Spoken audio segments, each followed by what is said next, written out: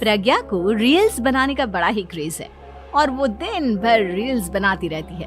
खाते पीते घूमते फिरते घर में कॉलेज में रील्स बनाने के कारण प्रज्ञा पूरे कॉलेज में हाईलाइटेड है।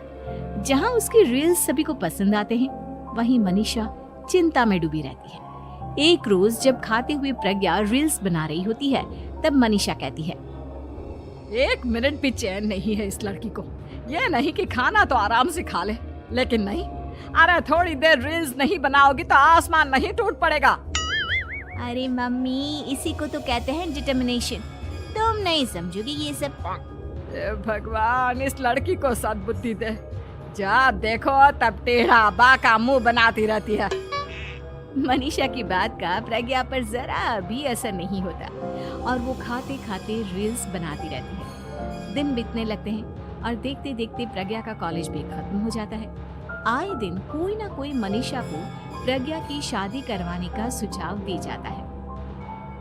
सब ठीक ही कहते हैं, प्रज्ञा की शादी कर देनी चाहिए। अपने घर के काम काज में व्यस्त हो जाएगी तो खुद ही ये रील्स और नाच गाना बंद हो जाएगा।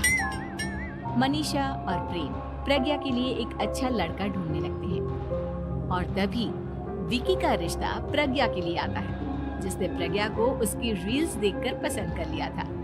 अगले दिन विकी अपने माता पिता के साथ प्रज्ञा के घर पहुंच जाता है और प्रज्ञा साड़ी पहने हाथों में चाय की ट्रे लिए उनके सामने आती है। जब विकी को पसंद है तो हमें भी बहू पसंद है। बहन जी, आप बारात की तैयारी कीजिए। एक बार लड़का लड़की अकेले में बात कर ले तो अच्छा रहेगा। हाँ हाँ, क्यों नहीं। मनीषा विकी को प्रज्ञा के कमरे में भेजती है, जहां प्रज्ञा पहले से ही रील्स बना रही होती है। तभी विकी कहता है, आ गए आपके साजन जी। हमारे साथ ये रील्स कंप्लीट करती तो और भी अच्छा रहता। अच्छा जी, अब आ ही गए हैं तो बना ही लेती हूँ आपके साथ। दोनों मिलकर रील्स बनाते हैं। जब वी मीट और तुरंत पोस्ट भी कर देते हैं। फिर विकी कहता है, जब आप साड़ी में चाय लेकर आई तब मुझे लगा कि कहीं मैं गलत घर में तो नहीं आ गया। अब सही है। दोनों की शादी पक्की हो जाती है और शादी के दिन भी प्रज्ञा रील्स बनाने से चूकती नहीं। यहाँ तक कि बारात के समय भी नाचते हुए रील्स बनाती है। सभी लोग प्रज्ञा की तारीफ के पुल बांध देते हैं और प्रज्ञा नाचती गाती अपने ससुराल चली जाती है। सब कुछ अच्छा चल रहा होता है। प्रज्ञा यहाँ भी दिन भर हर चीज की रील्स बनाती रहती है।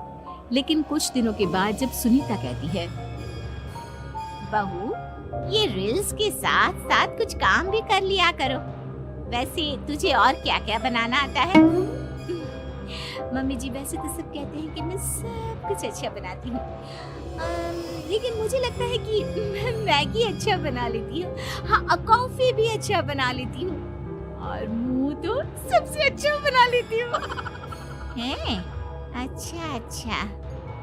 सुनीता अपना माथा पकड़ लेती है और कहती है, बहू, कुछ खाना बनाना भी सीख लेती।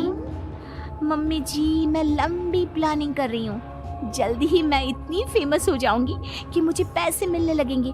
हम दोनों सास बहू राज करेंगे, राज। नौकर काम करेंगी और लोगों की तो लाइन लगेगी हमसे मिलने के लिए। तेरा दिमाग खराब हो गया है क्या बहू? हंसी मजाक तक ठीक है, लेकिन इस तरह घर नहीं चलते। जितना जल्दी हो इस घर के तौर तरीकों को सीख लो। प्रज्ञा मुंह घुमाकर चली जाती है और तुरंत उसी वक्त एक रील बनाती है।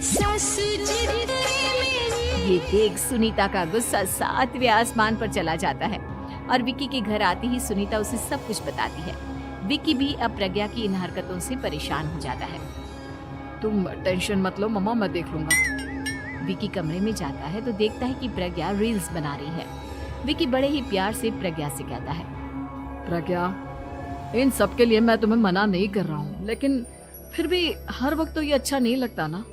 समझने की कोशिश करो, मुझे भी तुम्हारा थोड़ा वक्त चाहिए। मैं जब ऑफिस से आता हूँ तो मुझे समय देने की जगह इसी में लगे रहते हो। तुम ज्यादा ही सोच रहे हो। तुम भी मेरे साथ रील्स बनाओ ना, तुम्हें भी बहुत अच्छा लगेगा। तुम्हें इज्जत से कोई बात समझ में नहीं आती क्या?